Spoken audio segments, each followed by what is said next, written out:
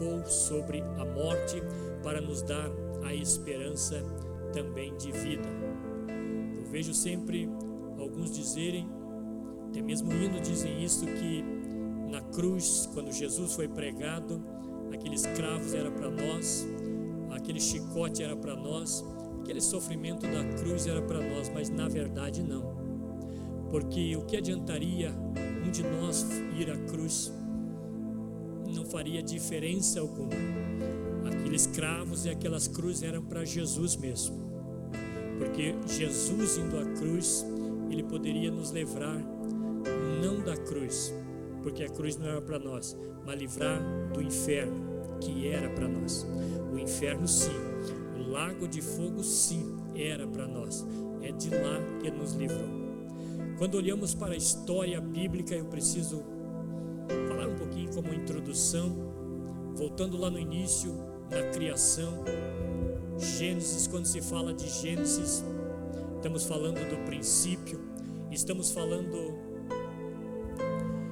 do início de todas as coisas.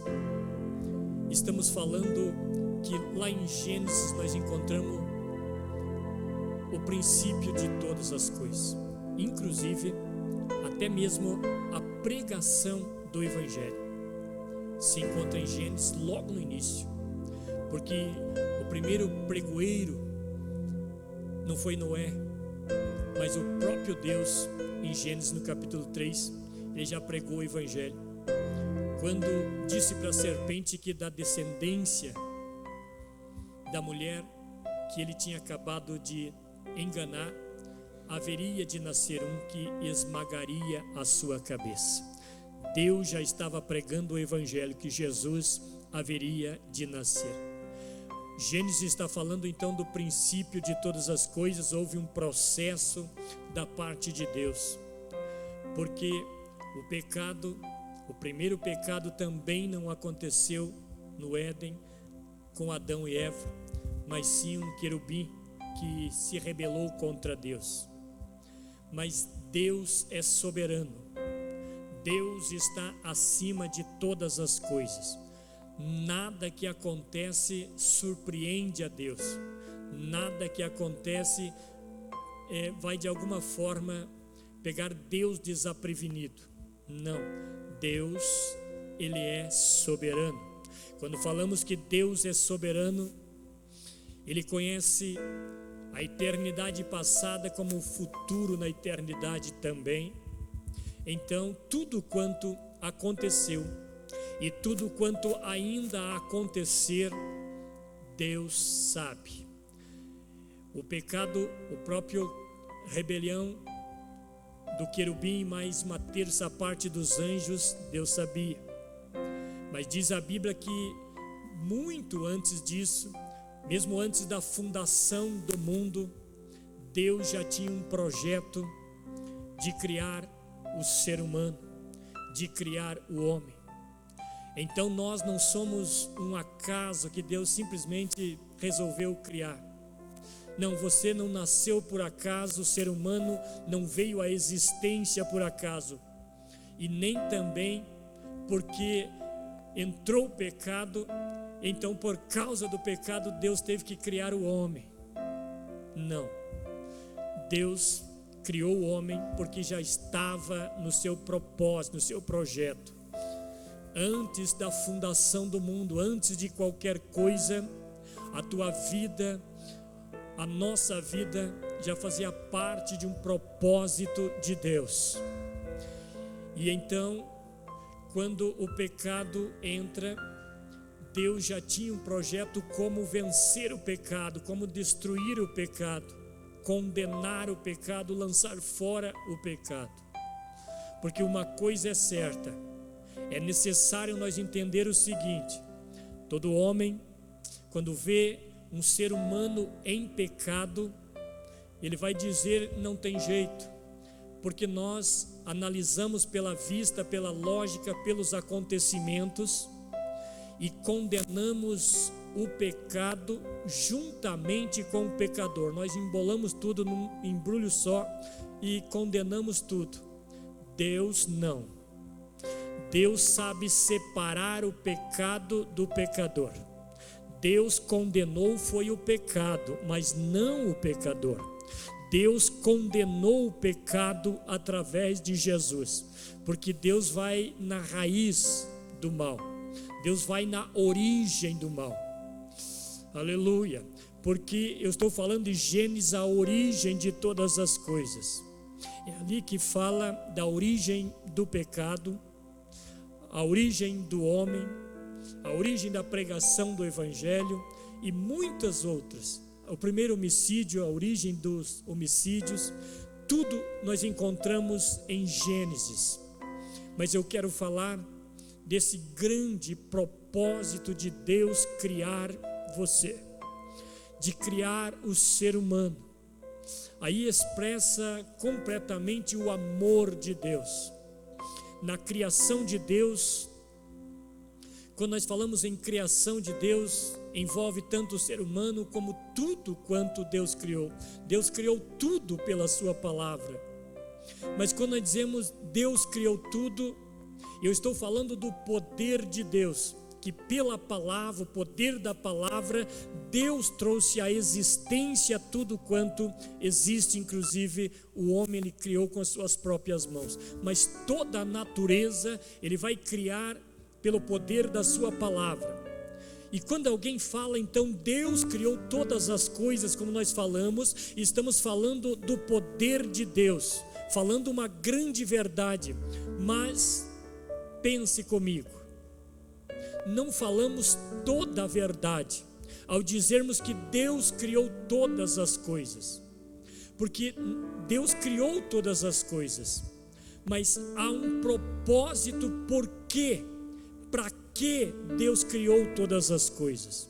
Então, quando falamos que Deus criou todas as coisas, não falamos toda a verdade, porque não falamos o propósito de Deus ter criado todas as coisas.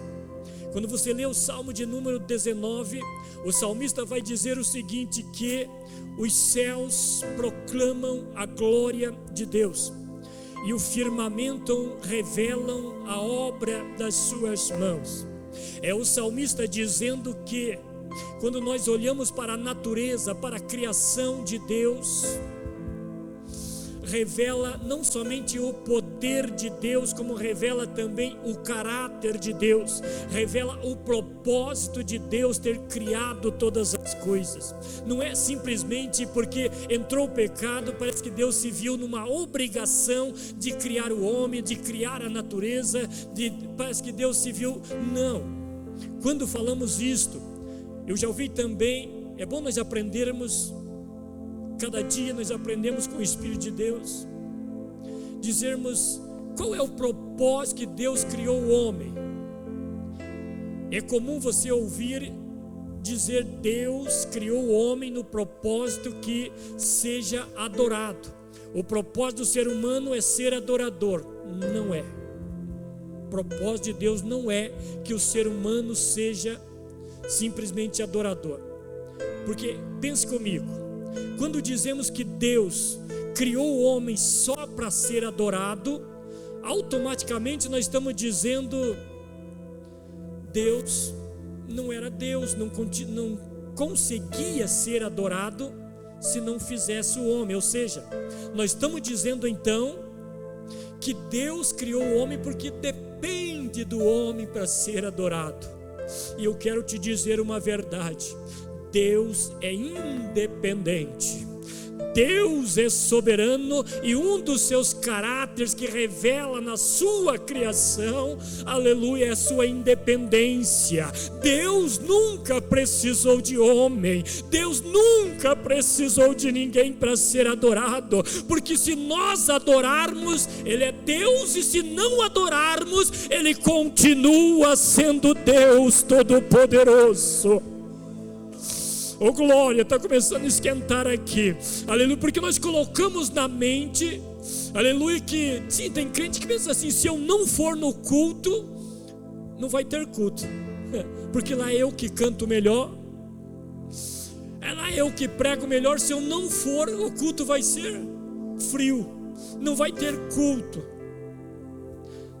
Deixa eu te dizer uma verdade: Deus não precisa de você. Deus não precisa de mim para ser Deus. Lembra da oração de Jesus? Eu lembrei agora, eu não tenho nada anotado aqui. Parece que em Mateus 17, uma das palavras que ele vai dizer na oração é esta: Pai, lembra da glória que tínhamos antes da fundação do mundo? Ele está dizendo: Pai, o Senhor sabe que antes que o homem fosse criado, nós já éramos Deus, já tínhamos glória. Então Deus é independente, e isto se vê na sua criação. Então Deus não criou o homem porque precisava do homem. Pelo contrário, Deus criou o ser humano porque sabia que nós haveríamos de precisar dele. Você diz, então é errado ser adorador? Não, pelo contrário. Adorar a Deus é um dever, mas nós adoramos a Deus porque reconhecemos a sua soberania.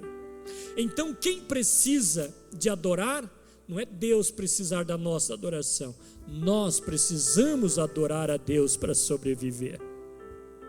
Quem precisa da adoração é nós. Não estou falando adoração de homem para outro, estou falando de precisamos de nós adorar a Deus para sobrevivermos. Quer ver? Quando Deus fez o ser humano, diz a Bíblia, fez aquele boneco de barro, do pó. Eu sempre ficava imaginando aquele boneco deitado no chão, um homem grandão, porque alguns historiadores dizem que ele tinha 2 metros, não sei, porque não estava lá para medir, mas história surge. Mas o Espírito de Deus, eu tenho tido alguma experiência com Deus, e o Espírito de Deus sempre me mostra, eu percebi, aquele boneco de barro não estava deitado no chão, pelo contrário, estava em pé, sem vida ainda.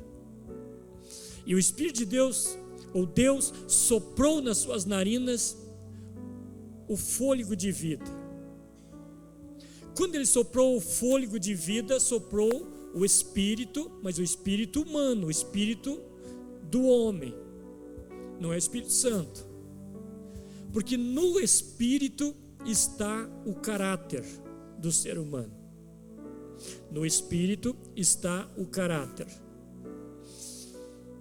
Quando diz que o homem foi feito também alma vivente, está falando então da alma, os sentimentos, a sede dos sentimentos.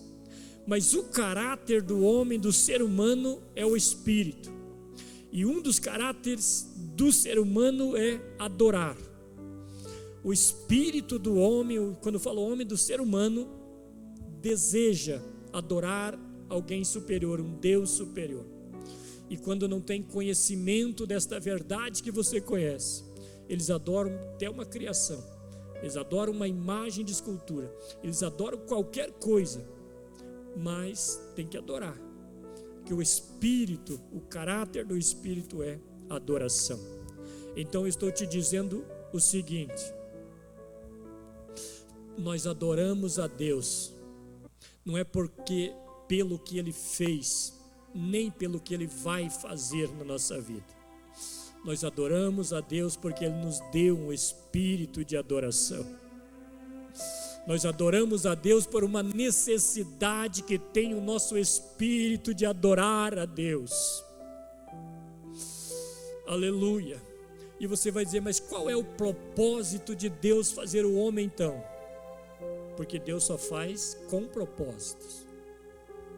Se não é para ser adorador, o homem adora porque reconhece, mas Deus não fez nesse propósito, porque se fosse, eu repito aqui que nós estamos limitando a Deus, que necessitaria de adoração, por isso Ele fez o homem. Deus não necessita de nada.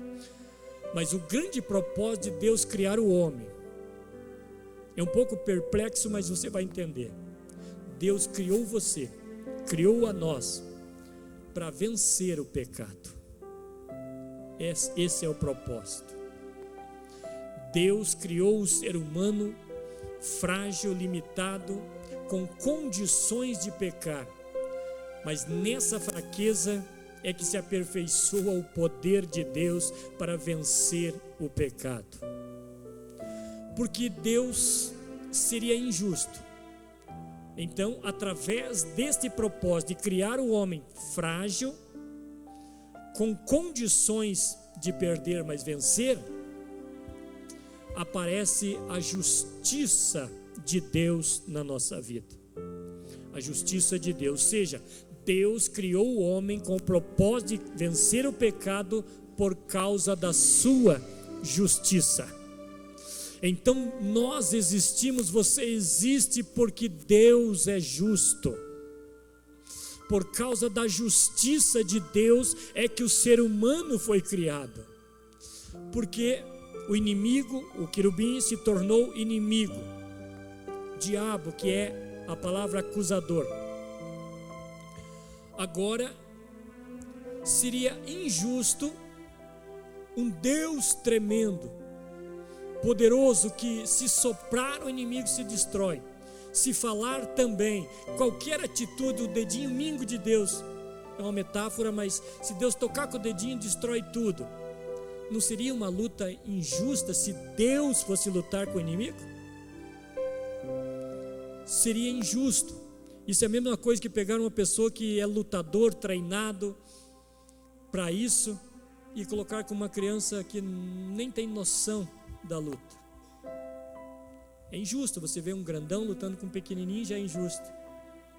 Deus é justo, e por isso Ele te fez nessas fraquezas. Sim, por isso Deus nos fez nestas fraquezas, para que a justiça de Deus brilhasse em nós. Oh glória, Romanos 8:3 diz isso. Mas eu vou chegar lá, eu quero ir devagar. Então, quando Adão pecou, não se espante que eu vou dizer, porque não é heresia. Só você memorizar, acompanhar o raciocínio, você vai ver que é verdade. Até mesmo o fato de Adão pecar já estava no propósito de Deus, já estava no projeto de Deus, porque até ali Adão tinha comunhão com Deus.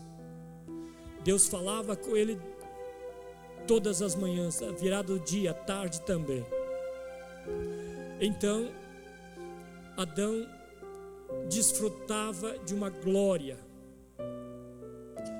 Mas olha a justiça de Deus onde aparece.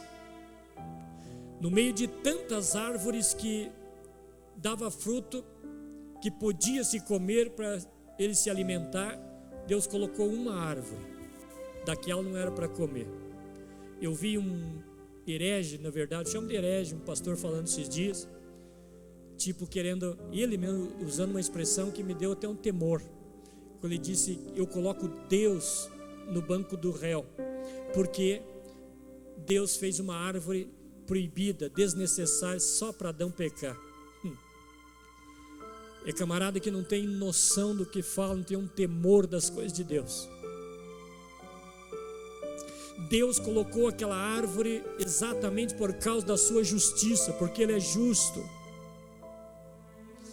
Porque, eu repito aqui, imagine se Ele fizesse todo o jardim, toda a glória para Adão e Eva, e eles não tivessem a opção de pecar. Claro que nunca teriam pecado, mas Deus é justo. Onde aparece a justiça? Porque Deus deu liberdade ao homem. Um dos atributos humanos que Ele deu ao espírito do homem é a liberdade. E onde apareceria a justiça de Deus se Deus tivesse dito para o homem: você tem liberdade para fazer o que quiser, mas colocasse só o que Ele quisesse que o homem fizesse? Ele não tivesse a oportunidade, não tivesse como fazer, seria injusto, ou seria um Deus tirano, que dizia: você tem liberdade, mas você não tem opção. Que liberdade é essa se você estiver no jardim do Éden, a glória de Deus ali, mas não tivesse outra opção de pecar? Então, obrigatoriamente, Adão e Eva tinham que ser fiel. Mas Deus é justo. Aleluia, colocou uma árvore só, inclusive sabendo que eles iam desobedecer. Isso já fazia também propósito de Deus. Até porque um dos mandamentos era para eles multiplicarem, encher a terra.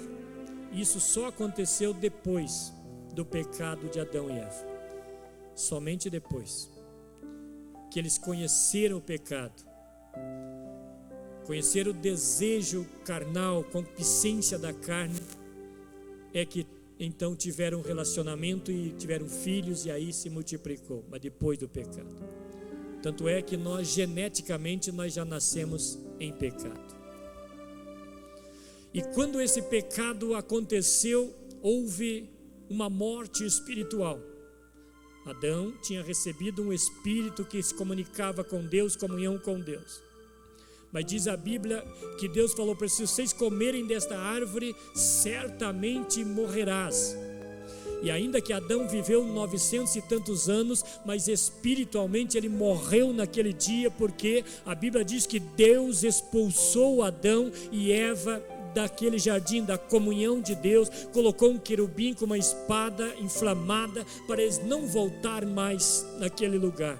Essa separação da presença de Deus chama-se morte espiritual. Quem está morto espiritual não tem comunhão com Deus. Quem está morto espiritual não tem como se comunicar com Deus, até porque morto não fala, morto não adora, não ora, não canta, morto não faz nada. Houve uma morte espiritual, que é separação de Deus. Quando alguém não tem comunhão com Deus, ele está morto espiritualmente. O espírito dele que deseja adorar, não adora, porque está morto. Mas olha o que o sacrifício de Jesus, eu vou encerrar logo, por isso eu já vou pular lá na frente. O sacrifício de Jesus fez o seguinte: Ele que nos deu vida física com o espírito que adoraria a Deus, mas por causa do pecado nós nascemos mortos espiritualmente. Todo ser humano nasce morto espiritual. Pode ser filho de crente, ele não é igual peixe que já nasce peixinho nadando.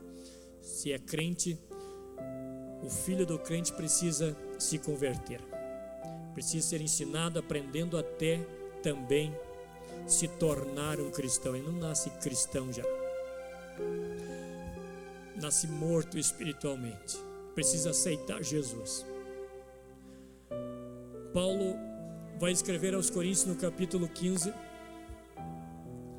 falando do primeiro Adão, aquele marido da Eva, que recebeu o Espírito, recebeu vida, e que depois morreu. Mas Paulo vai falar de um segundo Adão, que se chama Jesus Cristo. O primeiro Adão foi feito alma vivente, é o que ele diz no 45:15. O primeiro Adão foi feito alma vivente. O segundo Adão, ele é. O primeiro Adão foi feito alma vivente, ou seja, além de for feito, ele recebeu vida. O segundo Adão, que é Jesus, não diz que ele foi feito, diz que ele é espírito vivificante. Ou seja, o segundo Adão, que é Jesus, não foi feito e nem recebeu vida, porque ele é eternamente e ele dá a vida a quem ele fez. É ele que dá a vida. Agora está dizendo Paulo aos Efésios no capítulo 2, ele vai dizer o seguinte: e vós que antes estáveis mortos em seus próprios delitos e pecados, que anteriormente andavam segundo as suas próprias concupiscências, que por natureza eram filhos da desobediência. Versículo 4.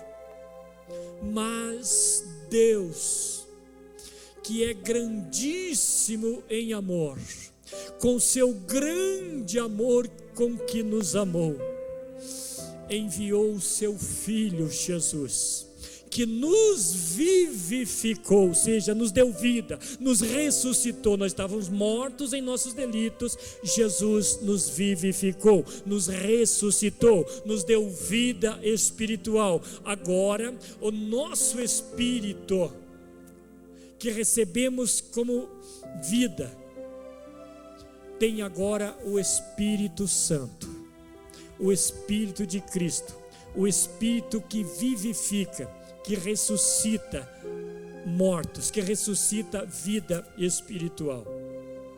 E eu quero encerrar dizendo o seguinte: Paulo, escrevendo aos Romanos, no capítulo 9, ele vai dizer: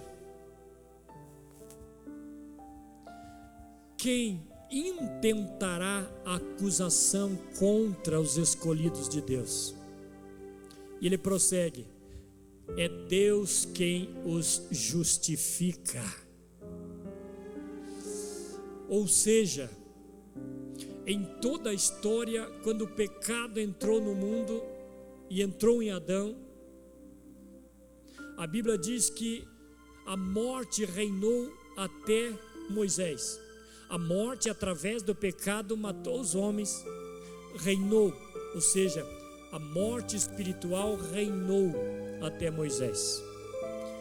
Todos estavam destituídos da glória de Deus, é o que a Bíblia diz. Mas vindo a lei, através de Moisés, Deus dá a lei. A lei ainda não salva, mas mostra o pecado. E através da lei, o pecado pode ser julgado, porque ninguém é julgado sem lei. Se não existe lei, não há julgamento. Mas quando existe lei, é julgado segundo a lei. Deus mandou a lei para isso. Glória a Deus.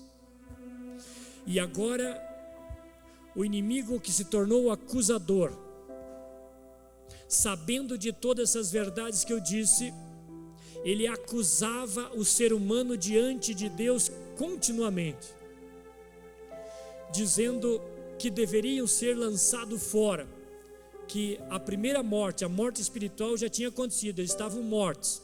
Agora precisaria acontecer a segunda morte. A segunda morte é a separação eterna de Deus. A primeira morte é a separação da presença, da graça de Deus. A segunda morte é lançado no lago de fogo. A Bíblia diz isso, será chamada de segunda morte. E o inimigo, o acusador, exigia diante de Deus a segunda morte ser praticada, ser colocada para o ser humano e todo ser lançado fora. E acusava a Deus. E o pior, que ele tinha argumentos, ele tinha provas que nem Deus poderia contestar, que era o próprio sofrimento da humanidade. Ele dizia, só olhar para o sofrimento, o que é isso? É consequência do pecado, é consequência de uma morte espiritual. Todo sofrimento terreno é consequência de uma separação da presença de Deus, é a consequência da primeira morte. Então isso prova que eles devem ser lançados fora. A segunda morte deve ser aplicada na vida deles. E a acusação era contínua. E Paulo vai dizer, o que agora, depois do sacrifício de Jesus, qual é a acusação? Será que é a fome, a perseguição, a nudez? E foi descrevendo muitos sofrimentos. Tudo isso o inimigo apresentava diante de Deus naquelas reuniões, em algum lugar de nível de existência, talvez não dentro do céu, porque o inimigo não entra no céu, mas que ele acusa. Mas Jesus, Apocalipse no capítulo 5 mostra isso. que Jesus se apresentou lá nesse dia, domingo de manhã, quando as Marias, 3 Marias foram para o sepulcro. E olha que lição de fé essas mulheres nos mostram. Por quê? Porque elas sabiam que havia uma pedra de toneladas na porta do sepulcro. Mas mesmo assim, no sábado, o dia todo, eles estão se preparando. No sábado elas estão buscando aromas, perfumes caríssimos, mirra, para ungir o corpo de Jesus. Mas ela sabia que havia uma pedra, mas mesmo sabendo que havia uma pedra que elas não conseguiam tirar, elas não deixaram de preparar aquilo que ia entregar a Jesus, que ia ungir o corpo de Jesus. Aleluia. Nós temos o hábito de, depois que recebermos alguma coisa, é que nós vamos agradecer, ou vamos de repente se preparar. Eu já ouvi propósito de pessoa, talvez não seja errado, mas dizer: se eu receber isto, se o Senhor me der mais aquilo, então eu vou ser crente de verdade. Mas crente de verdade é antes de receber qualquer coisa de Deus. Ele reconhece antes, elas se prepararam antes, mesmo sabendo que não tinham condições de chegar lá, mas sabendo que se estivesse pagando um preço agora, Deus ia fazer alguma coisa para ele chegar lá. Meu Deus, lembra de Mateus capítulo 26? O versículo 6 vai dizer o seguinte: que Jesus estava na casa de Simão o leproso, o ex-leproso que ele tinha curado. Veio uma mulher que trazia um vaso de alabastro de unguento de nardo puro de muito preço, que valia mais de 300 dinheiros, porque quando ela quebrou o vaso, Judas se manifestou dizendo: por que fez isso, esse desperdício? Valia mais de 300 dinheiros. Dinheiro, o valor de um dia de um trabalhador, mais de 300 dias de um trabalhador. Mas ela quebrou, mas não é isso que eu quero me deter. Ela derramou o vaso nos pés de Jesus. Aleluia. E quando murmuravam dizendo que ela fez um desperdício, Jesus vai dizer o seguinte: deixai-a, não a molestais. Por quê? Porque ela fez uma boa obra. Como assim? Ela antecipou-se a ungir o meu corpo para a sepultura. Oh glória, oh glória. Eu estou dizendo que nós somos acostumados a dar glória depois, mas o bom crente, aleluia, se antecipa, aleluia, mesmo que a situação esteja difícil. Oh glória, mesmo que ela sabendo que aquela unção era para Jesus e para a sepultura, ela tinha convicção: eu vou fazer, eu tenho que aproveitar esta oportunidade agora. Ela se antecipou-se a ungir o corpo de Jesus. E Jesus vai dizer mais: já que ela fez isso, o que ela fez será dito em todas as nações, para a memória sua. Eu só estou falando isso agora porque, aleluia, Jesus disse isso, que haveria de estar no Evangelho, aleluia, que seria memorizado esse ato de fé que antecipou-se em fazer alguma coisa mesmo, aleluia, estando no momento difícil. As mulheres se prepararam antes, mas quando elas chegaram lá, a pedra não estava mais, porque é assim, aleluia, se você se antecipa aqui, Deus age lá, aleluia. Mas nós dizemos: Senhor, faça isso lá, aí que daí depois eu também vou fazer isso, fazer mais aquilo. Não é assim que funciona, não é assim, até porque nós não servimos a Deus em troca de favores, senão não ficamos barganhando com Deus. Não, nós servimos a Deus pelo que Ele é, por causa do Espírito que Ele nos deu, que deseja fazer isso e precisa disso. O nosso Espírito que precisa disso, não é Deus que precisa. Já falei no início isso. E quando elas chegaram, Mateus no 28 vai explicar o que aconteceu. Houve um terremoto. E explica por quê. Porque descendo do céu um anjo, aleluia, e tirou a pedra. E ao tirar a pedra, Jesus saiu. Jesus ressuscitou. Oh glória! E o anjo que tirou a pedra ficou lá para avisar as mulheres que tinham se preparado.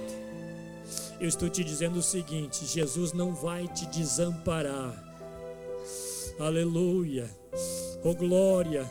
Jesus tem resposta, sim. E quando elas chegaram, o anjo explicou o que aconteceu. Não está mais aqui, já ressuscitou.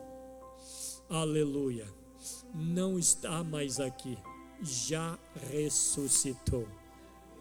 Naquele momento que ele ressuscitou, ele entrou no céu. E diz a Bíblia que no céu havia uma expectativa. Eu falei que terminasse da meia-noite, eu preciso encerrar, senão eu vou cansar os irmãos. Ainda que amanhã é feriado, faltou bastante gente por causa disso, muitos estão viajando, mas bem-aventurado você que veio. Eu vou encerrar, já disse 3 vezes, mas acho que daqui a pouco eu encerro. Apocalipse no capítulo 5, eu preciso fechar isso. Uma reunião no céu, ou em algum lugar, mas João estava vendo.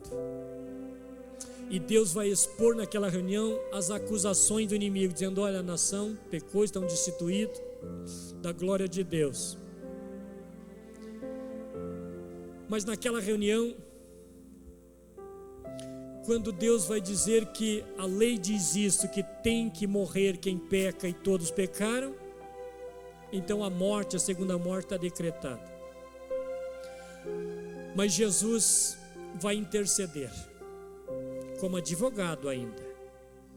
Jesus, como advogado, vai se levantar, porque no tribunal tem o acusador, tem o juiz, mas tem o advogado e os réus, que era nós. E Jesus, como advogado, vai falar,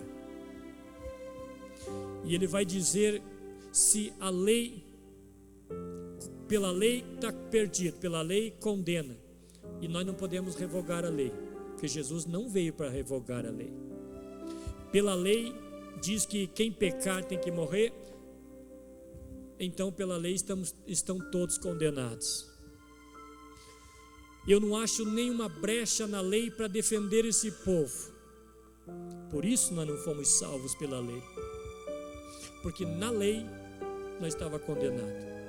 Na lei não tinha nenhuma brecha, podia arrumar o melhor advogado. Se o próprio Jesus não achou na lei uma brecha para defender os acusados, ele vai dizer o seguinte: então, se tem que morrer, eu vou morrer no lugar deles. Eu vou assumir o pecado deles, o crime deles, o delito deles, que caia sobre mim. E então começou o sofrimento de Jesus. Mas no terceiro dia, aí que Jesus foi à morte, ao terceiro dia ele saiu. Aí entrou no céu. E João viu esse dia, quando João chorava muito, porque Deus já estava desfolhando o livro. Naquele livro estava escrito a condenação, a lei de Deus naquele livro, e a lei estava dizendo que não tinha jeito. Mas de repente, quando João chorava, um ancião veio e disse: não chore, João. E quando ele olhou e disse: eis aí um cordeiro que foi morto, mas reviveu. E quando João olhou, ele viu como um cordeiro ensanguentado que tinha sido degolado. Mas João viu o cordeiro como tinha sido morto. Mas vai descrever o seguinte: eis aí, o ancião vai dizer o seguinte: eis aí o leão da tribo de Judá, que venceu, aleluia, venceu a morte, ele ressuscitou e está vivo. E aí o ancião vai dizer: a Ele a glória, a Ele a honra, a Ele o poder, a majestade, o domínio para todos sempre. E diz a Bíblia que todo o céu se encurvaram e disseram amém, aleluia. E toda a natureza, quando Ele morreu, também se encurvou, tremeu, houve terremoto, treva, o sol se escondeu, porque Jesus, aleluia, venceu o pecado. Vamos se colocar em pé, irmão, senão eu vou tardar muito. Oh glória, oh glória. E então Paulo descreve dizendo no capítulo 8 que eu citei já hoje, eu repito aqui, Romanos: agora, quando agora?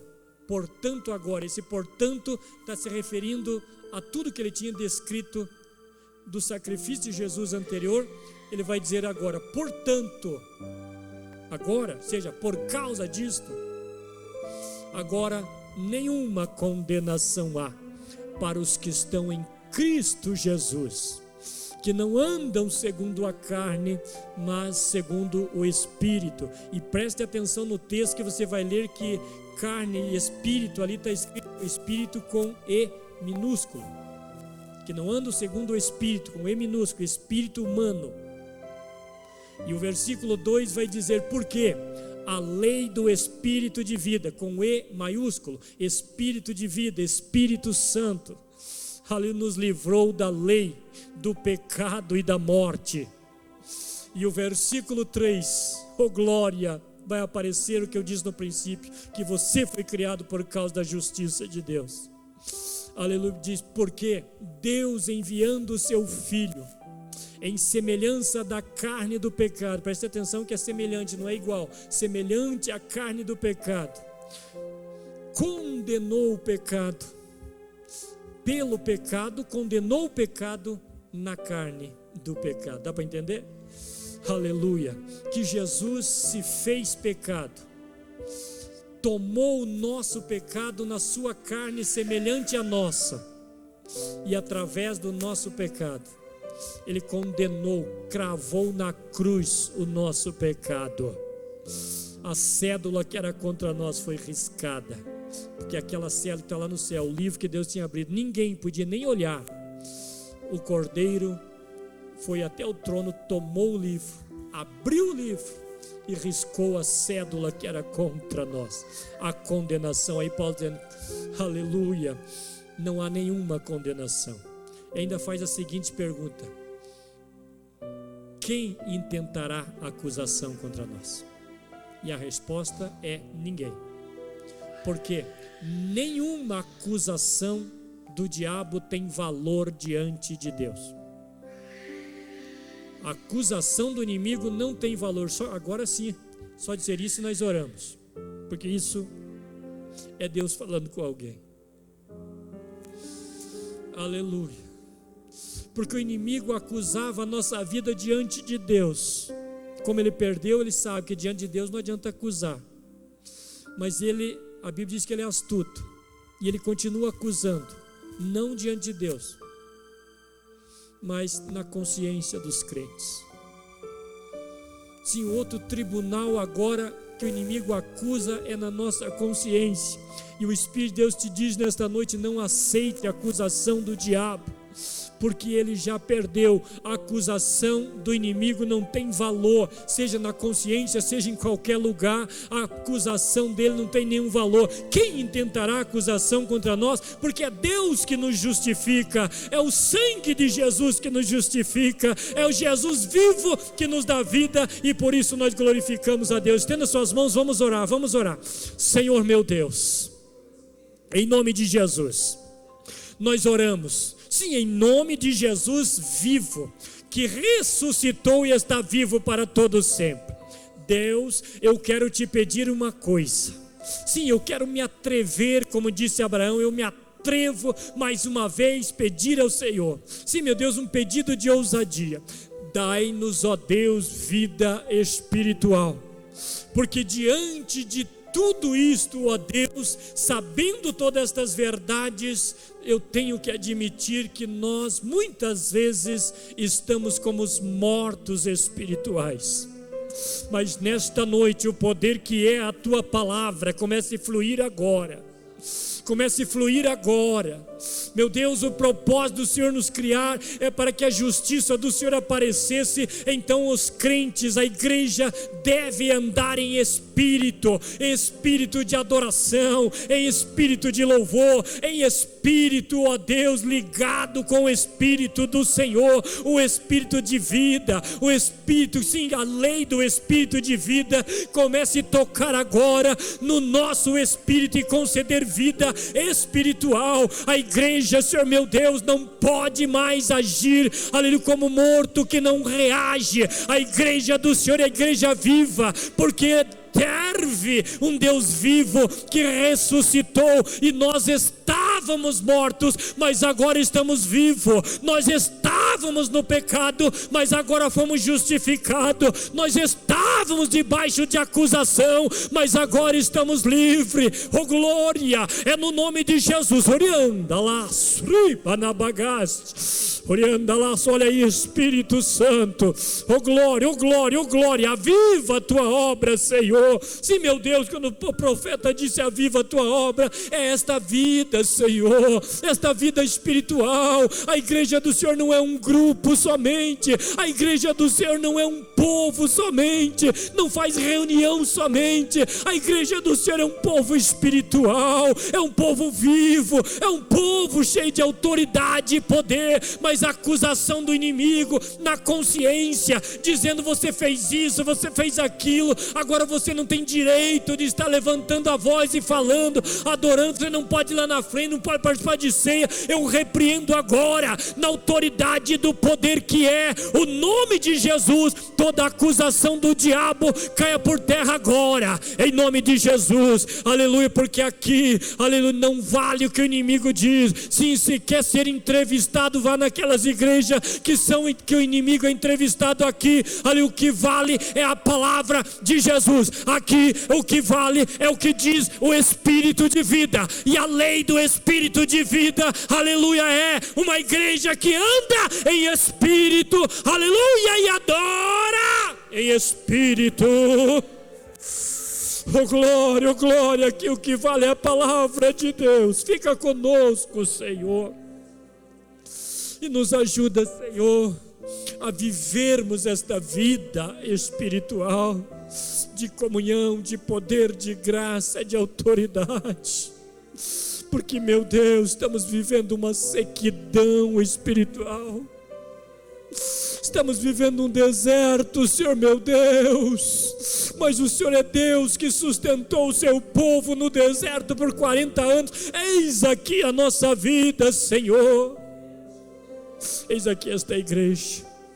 Esta é a minha pequena oração, Senhor, muito agradecido pela tua palavra, pelo seu sacrifício. Sim, porque o Senhor está vivo, porque se o Senhor não ressuscita, em vão nós estaríamos aqui. Nós servimos um Deus vivo e não morto. Muito obrigado, Senhor. Fica conosco, em nome de Jesus.